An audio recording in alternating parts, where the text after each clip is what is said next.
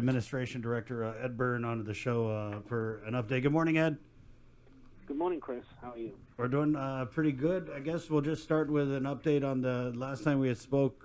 You told us that there were a bunch of applications for the Programma Salapi that the department was reviewing. Can you give us? And yesterday was the deadline. Right. Okay. So just the status on that. Was the deadline for submission of incomplete applications. We're about halfway through. The report I got last night was that we were dealing with the applications that were received on May 15th. And May 13th, 14th, 15th is actually represents like 2/3 of the number of applications that we had. Okay.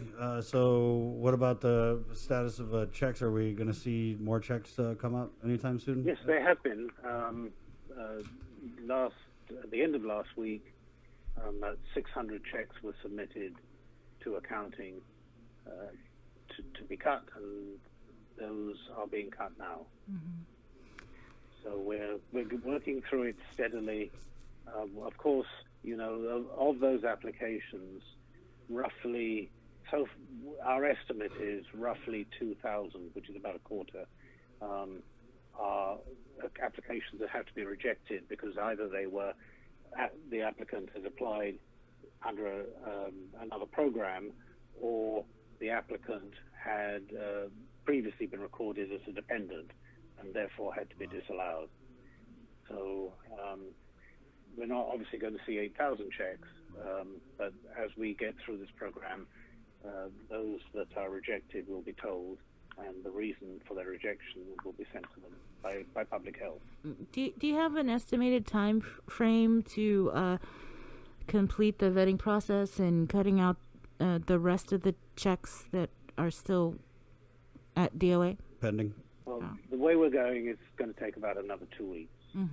Because as I say, we're through the bulk of it now. And then you're doing this, but now we've just got this new program, the Mengafa. Right. So we're going to get Senator Shelton on to talk about that. Is this something you guys are going to have to handle as well? Or is that Rev and Tax? Rev and Tax will be doing the bulk of the work. But of course, all the checks eventually have to come through us. But Rev and Tax will be doing the detailed work on that. Okay. So you're basically saying, and I missed it, but what's the balance of applications that you guys got to go through and process for payment? It's about 3,000. But as I say, not all of that 3,000 will qualify for payment. Correct. We have to go through those 3,000. And then you're anticipating a 2-week timeline to complete processing and paying out of those benefits. Yes, of course that's subject to, Friday's a holiday, so right. But that's obviously subject to any, like you say, new programs spring up all the time, and new issues spring up all the time. But that's our estimate at the moment. Right. Okay. All right. Anything else you would like to say? I think you probably I think you're up to date with the unemployment checks. Right. Right. But if there's another 41.5 million being issued at the end of this week, so that'll take the total to about 118 million. Right. And that's, for people who are listening, that's the third batch. Right. Yes. Right. The third batch. I think Governor lost track of it. She said the second. It's actually the third. Well, yeah, Hannah from DOL sent it out that this is going to be the third batch of it. The goal is to try and get it out by the end of this week, but because of the holiday, it might possibly come out next week. That's possible. Yeah.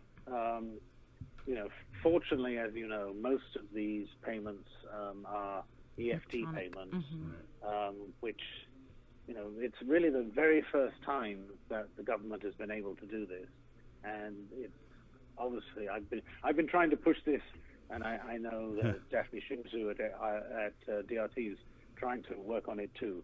It's a much more efficient way of making payments. Right. Oh yeah. On the labor side, Ed, is it weekly? Is that the schedule that you guys are looking at keeping with releasing batches? Yes. For the individual, it's every other week. Okay. But we're going to try and. But it's easier, for us, obviously, to manage the large numbers if we try and do it every week, or do roughly half of it every week. Once we get the initial applications all paid. Is there any type of bottleneck? Do you have enough staff to handle all the different things you guys are doing? The different new things. Well, yeah, as I say, you never know what's going to turn up. But I would like to, say thank you to all my staff who really stepped up to the mark and worked really, really hard, both during the period when most of the government was closed down and afterwards. And they've been able to throughput a very great deal, and these are all new programs. These are all things that we really haven't had to do before.